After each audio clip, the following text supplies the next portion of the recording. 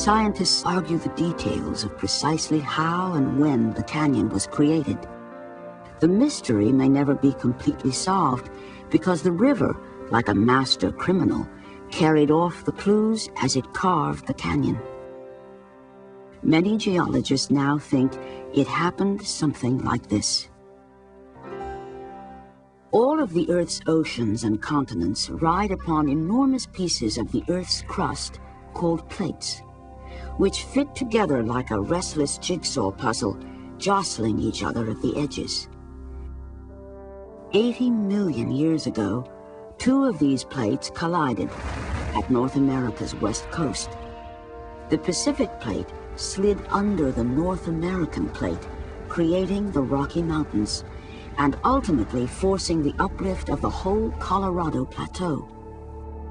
The combination of the mighty Colorado River flowing over the already rising plateau created a geological buzzsaw, a deep groove from which the river could not escape. Many scientists now think it took only about 4 million years for the Colorado River to carve the canyon. Compared to the rocks in its walls, some nearly 2 billion years old, the canyon itself is a relative youngster. But the river's buzzsaw can account for only a narrow gash in the earth. And in places, the rims of the Grand Canyon are 18 miles apart. How did the canyon get so wide? Well, it's important to understand that the river by itself did not carve this canyon.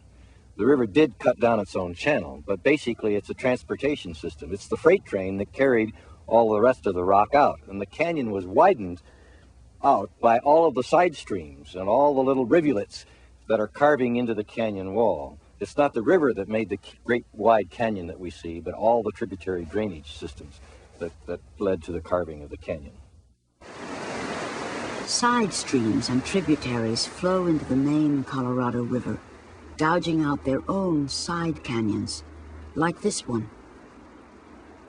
When there's a violent storm, truck-sized boulders tear loose from the canyon walls and are driven headlong in a terrifying wall of mud and rock called a debris flow.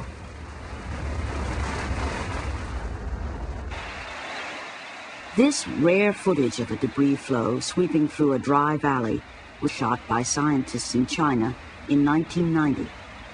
Traveling 20 miles per hour, the flow packs the power of a river of liquid concrete.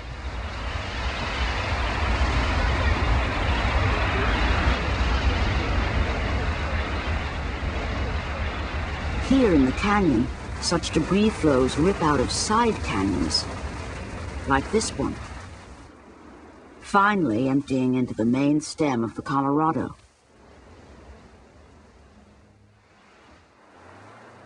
Given enough time, all rocks, no matter how settled they may appear, are subject to change.